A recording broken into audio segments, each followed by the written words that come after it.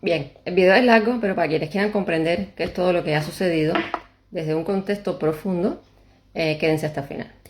Vamos a ver primero quién es la niña interior de una mujer empática o de un hombre empático. Es el mismo espectro lo que vamos a hablar desde el punto de vista del niño interior. En el coaching transpersonal nosotros solemos utilizar un concepto que se llama sanar el niño interior, donde lo que se ve ahí es qué patrones inconscientes nuestros intervienen en nuestras relaciones en el mundo entero adultas. Relaciones interpersonales, relaciones con el dinero, relaciones con el trabajo.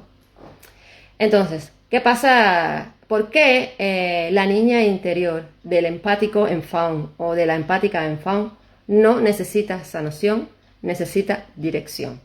Porque la niña o el niño interior del empático en respuesta a faun no tiene un trauma de que en su infancia sus cuidadores los hayan maltratado o les hayan abandonado. Al contrario, el niño empático y la niña empática interior de las personas en faun son niños que han tenido cuidadores seguros. Por eso mismo, su narrativa interna, su red por defecto, el ego psicológico central, tiene una estructura psicológica orientada a la reparación del mundo que le rodea. ¿Qué significa esto? Que toda persona con la que usted tenga contacto, un vínculo cercano, incluso no cercano, su instinto siempre va a ser reparar a la persona, nunca va a ser hacerle daño. Incluso usted muchas veces ni siquiera se defiende para no hacerle daño a la persona porque su red por defecto, debido a la crianza de cuidado que ha tenido, está orientada de esa manera. Por lo tanto, esa estructura psicológica tiene 4 movimientos que ahora te voy a decir. Tiene un movimiento que Bert Walker le llama la complacencia. Siempre comprende que el sentido del otro te pertenece y que por lo tanto tienes que salvar a esa persona. Eso es inconsciente, ¿no? Eso va sucediendo inconsciente y después se va convirtiendo en un hábito. Cuando la persona a la que quieres, tú ves que está metida en un conflicto, tú te metes sin que la persona te pregunte, porque tu instinto es salvar a esa persona porque tú la quieres, porque es tu familia, tu mejor amigo, una persona con la que tú tienes un vínculo cercano. Ese es el do. Y siempre tienes esa urgencia, ¿no? De estar al servicio de los demás, porque es la forma en que ese niño interior aprendió a dar amor. Es decir, es un niño o una niña interior que dan amor de esa forma. Para ellos, es decir, para nosotros ya adultos, la forma que nosotros le mostramos a las personas a que queremos amor es que yo siempre estoy disponible para ti. ¿Qué es lo que te hace falta? Aquí estoy. A lo mejor no tengo lo que me estás pidiendo, pero aquí estoy. ¿Qué hay que hacer? Esa es psicológicamente la estructura que nosotros solemos tener, ¿no? Y solemos decir también sí automáticamente muchas veces sin pensarlo. Incluso a personas que ni siquiera conocemos nos piden algo y nosotros decimos es que sí, aunque después digamos, ¿para qué dije que sí si no tengo tiempo? Bueno, ya si no tenías tiempo, tú te haces el tiempo y vas porque ya tú dijiste que sí. Por eso es que eres tú el receptor ideal para este tipo de narcisista parasitario. Bien, por eso es que yo viví esta experiencia con esta parasitaria narcisista que forma parte de mi núcleo familiar, aunque yo no forma parte de mi familia, porque yo así lo he decidido.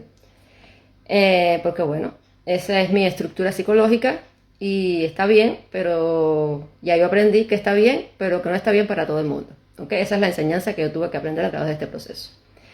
Ahora bien, ¿qué pasa cuando empieza la dinámica activamente? Porque en realidad, después que yo he estudiado todo esto, yo me he dado cuenta que esta persona siempre me había hecho lo mismo de toda una vida desde que yo la conocí. Cuando yo la conocí, es decir, activamente de llevarme con ella y todo eso, cuando yo tenía 18 años, porque anteriormente ella no sabía, ella ni se acordaba que yo existía. Yo para ella no era familia de ella. Pero ella, cuando yo tenía 18 años, yo la conocí. Imagínate tú, mi cerebro andaba en otras historias, porque con 18 años el cerebro de uno no tiene ni siquiera la mitad de la experiencia que puede tener un cerebro de una persona que ahorita va a cumplir 40 años, ¿no? Ese yo. Nada, yo la conozco, empieza la dinámica de primo. A mí tú antes me decías la palabra primo y yo lo que a mí me venía a la imagen cuando tú me decías esa palabra era ahí está Dios, literal. Entonces,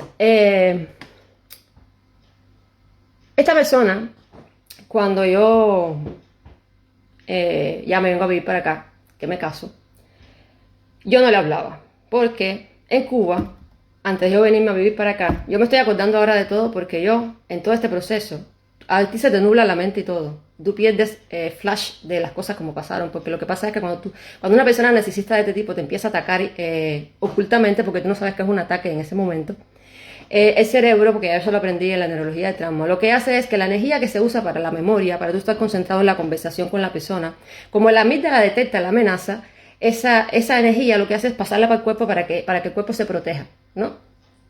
Y como yo estaba embarazada, eso es lo que hizo mi sistema nervioso. Entonces, voy para atrás. Cuando yo vine para acá, que yo me fui de Cuba, ya yo no le hablaba a ella. ¿Por qué ese último vez que ella estuvo en Cuba? Y no era porque yo vine para acá. Ella tuvo un comportamiento muy agresivo con la niña mayor de su hermana. Y yo discutí fuertísimo con ella, que yo no dije nada a nadie, pero yo discutí fuertísimo con ella. Y ya terminamos la relación. Y ese viaje le dije en su cara, bien, entonces yo no quiero saber más nada de ti como persona porque yo considero que esa actitud es incorrecta y punto. Pero ella, como sabe, estas personas son que ellos se creen los dueños del mundo porque es que son así, porque son el diablo en la tierra encarnado.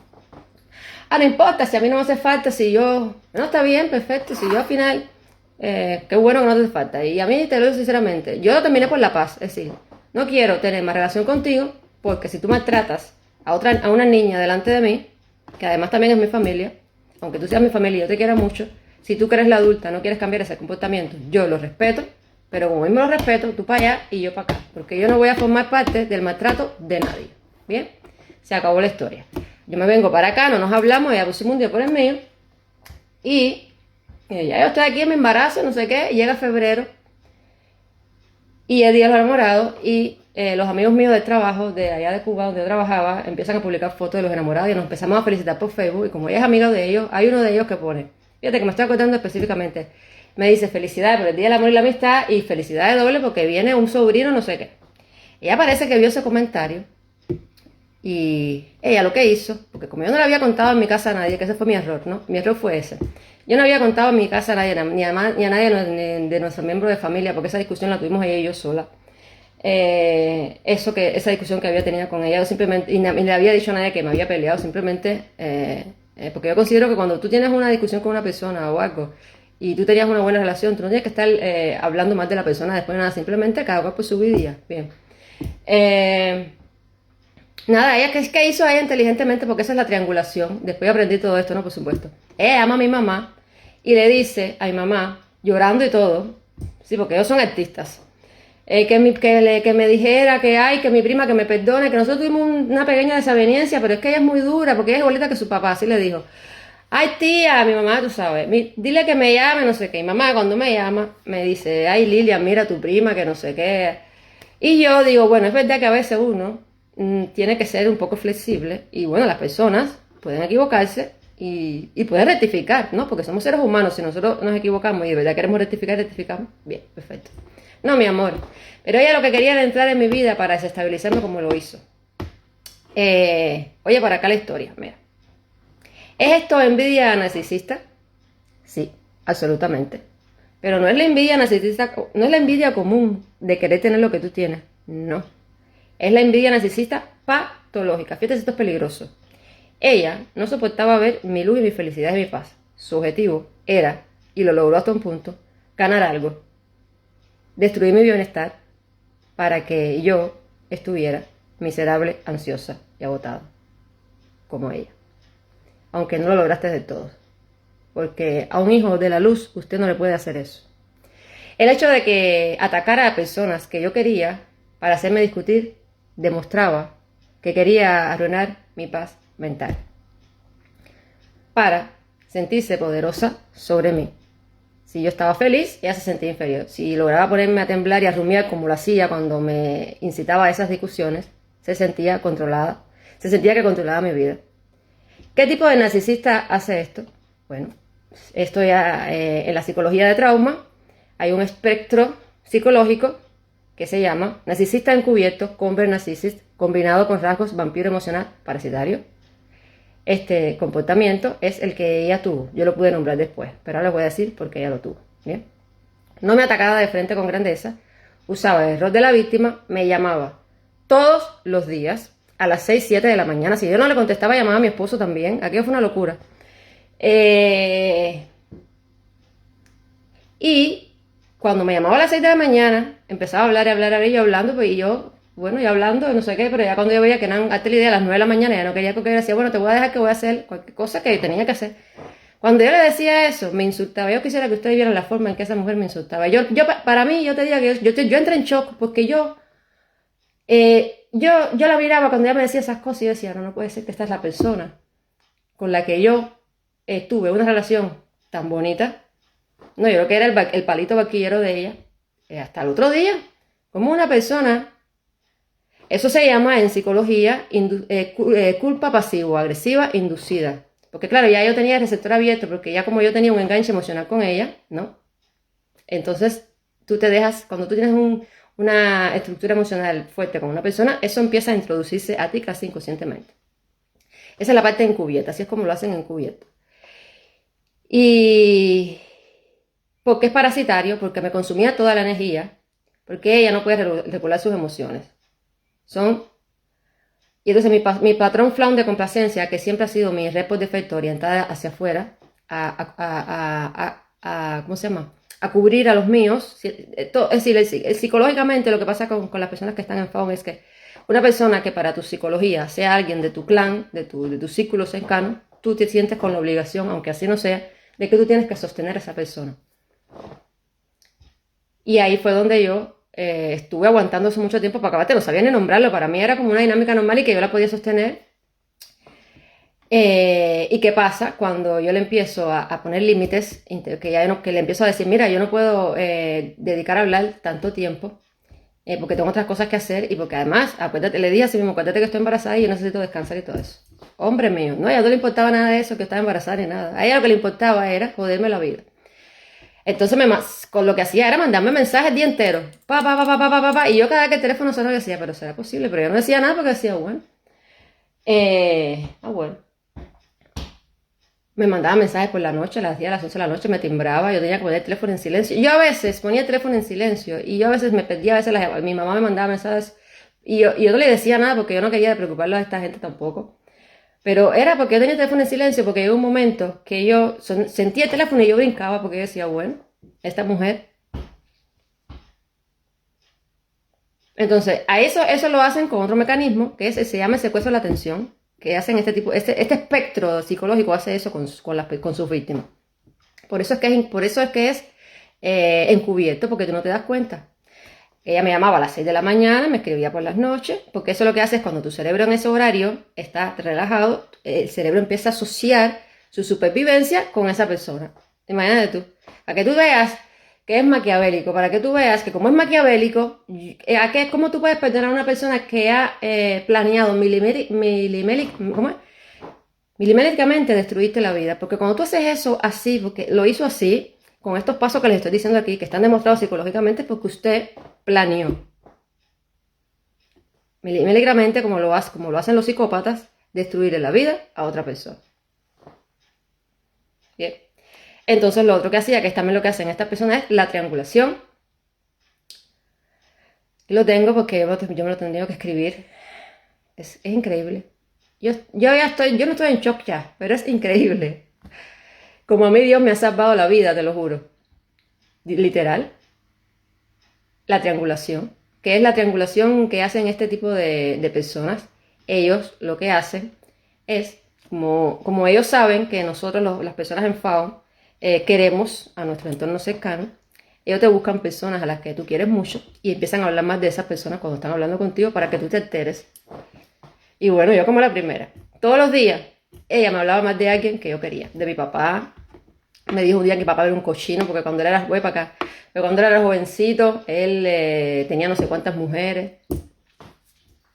La discusión aquella fue, yo embarazada, todo estoy embarazada de Carolina, para que ustedes sepan, y después les voy a hacer el cuento porque después lo dejé de hablar, pero cuando Camila ya volvió de nuevo, cuando Camila, como fue el fallecimiento de mi tía, su mamá, yo hablé, bueno, ahí hubo una entrada porque bueno, el pésame y toda esa historia, pero ya después se quedó enganchada ahí y lo que me metió ahí fue 100 abajo también.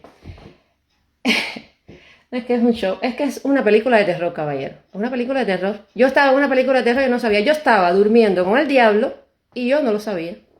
Fíjate.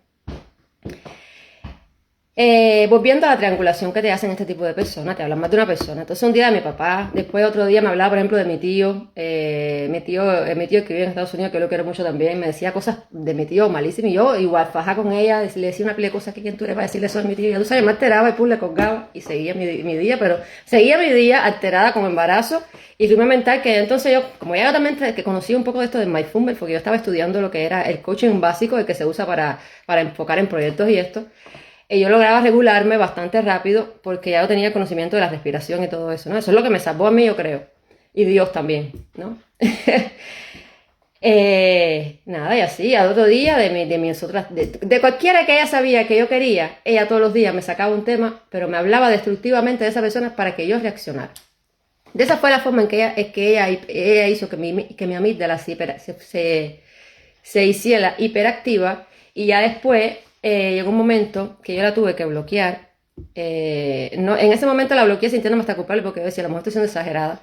Pero era porque si yo no la bloqueaba, mis amigos me lograron mi embarazo, mi terminal de embarazo, porque ya cuando yo veía su número, yo me alteraba, pero era porque la amígdala ya estaba detectando la amenaza, que era lo que ella me estaba haciendo inconscientemente. Porque nuestro campo áurico también se da cuenta de la intención de los pensamientos detrás de las palabras de las personas. Bien. Y así, esta mujer, sistemáticamente, este mismo mecanismo, cuadro, es un círculo, es un cuadrado que se mueve la persona. Te llama a las 6 o 7 de la mañana, habla contigo. Si tú le dices que tienes que colgar porque ya son casi las 10 de la mañana, tienes que hacer otra cosa, te empieza a insultar. Pero bueno, tú cuelgas porque tú eres dueño de tu teléfono. Pero entonces, si tú no lo bloqueas a esa persona, ellos te siguen mandando mensajes el día entero diciéndote cosas y te dicen cosas. Entonces, si tú no les respondes ni nada, te cambian. Después te escriben por la noche, no sé cuántos problemas, así. Entonces, dejan que pasen 2 o 3 días para que a ti se te pase el enojo y te vuelven a llamar. Entonces, ¿qué me hacía ella a mí? Me cogía a la niña de ella para eso, porque como yo le tenía mucho cariño a esa niña, porque esa niña, cuando iba a Cuba y todo, yo siempre andaba con ella y todo eso. ¿Qué hacía? Mandaba a la niña a llamarme. Y yo hablaba con la niña, pero entonces ¿qué hacía? Ella mandaba a la niña a llamarme antes que la niña se iba para la escuela. Y cuando yo terminaba de hablar con la niña, le decía a la niña, dame acá el teléfono a ver si esta quiere hablar conmigo. Y yo de anormal, porque es que yo me tengo que reír ahora, porque yo no sé cuando ella decía eso, porque yo me quedaba ahí hablando. Entonces me decía cosas así, bueno, ya se te pasó el berrinche. Oye, para acá. Ella era la que me incitaba a que yo me alterara y después me decía que si ya se me había pasado el berrinche. No, es maquiavélico, caballero. Yo no sabía que en nuestra familia podría haber un diablo encarnado. Y para mí es esa persona. Y ustedes si la quieren seguir teniendo su familia, téngala. Para mí ella no es familia mía. Pero bueno, cada cual que haga con su conciencia lo que quiere. Así es como esta mujer me desestabilizó psicológicamente porque ¿qué pasó en mi psique? Mi psique se fracturó y eso psicológicamente está demostrado. Una parte se quedó funcionando porque yo sabía que tenía que estar funcionando para mi vida de misión y la otra se quedó rumiando. Por eso todos ustedes en Cuba, de todos estos años cuando yo he ido, que me han visto extraña, algunos me lo han dicho, otros no, es por eso. Porque yo estaba pasando todo ese proceso psicológico, tratando de entender qué es lo que estaba pasando. Pero todo no se queda ahí. Cuando yo siempre la he bloqueado cada parte, hasta la única vez que no le dije nada fue esta última vez que ya yo le abrí las puertas, no para hablar con ella, sino para ver directamente lo que ella había aprendido intelectualmente. Bien. Siempre le dije por qué no quería hablar con ella. Porque yo en esa parte de las cosas soy directa. Si yo a ti, a una persona, no quiero hablar más nunca contigo, yo te lo digo directo. A mí no me gusta estar en esa babosería. Si una persona no se lleva bien con otra, o ya no se quieren llevar más bien, perfecto. Hagamos la vida en paz, tú para allá y yo para acá. Hay más gente siempre para allá y para acá. Donde quiera que tú llegues hay gente. No. Estas personas no entienden esas cosas. Y nada. ¿Qué hizo? Ya está bien, bueno, la bloqueé. Y ella me vigila a mí en perfiles falsos. Yo me meto en mi libro, ustedes se acuerdan que yo escribí un libro porque ya yo en toda esa persona que la bloqueé, yo estaba con mi rubia mental, pero yo hacía mis cosas y me concentraba, que se me iba la concentración también y todo. Y me puse con lo de mi libro y todo eso. Y cuando yo termino mi libro y todo esto, cuando Camila, vamos para Camila, porque es que voy acordándome los pedazos. Cuando yo estoy embarazada de Camila, fallece mi tía, la mamá de ella. Y ella igual en llanto, no sé qué. La hablo con ella, lo de pésame, no sé qué. Bueno, empezó con lo mismo. ¿En qué empezó a hacer ahí, en este espectro cuadrante? Igual, me quería llamar. Mira para acá, mira el panorama. Todo el mundo de la familia, cuando eso pasa con mi tía, porque yo a mi tía le quise mucho, cuando me llaman y hablamos, me decía, mija, tranquila que tú estás embarazada. Ah, no, ella no. ¿Qué me decía ella? Oye, para acá.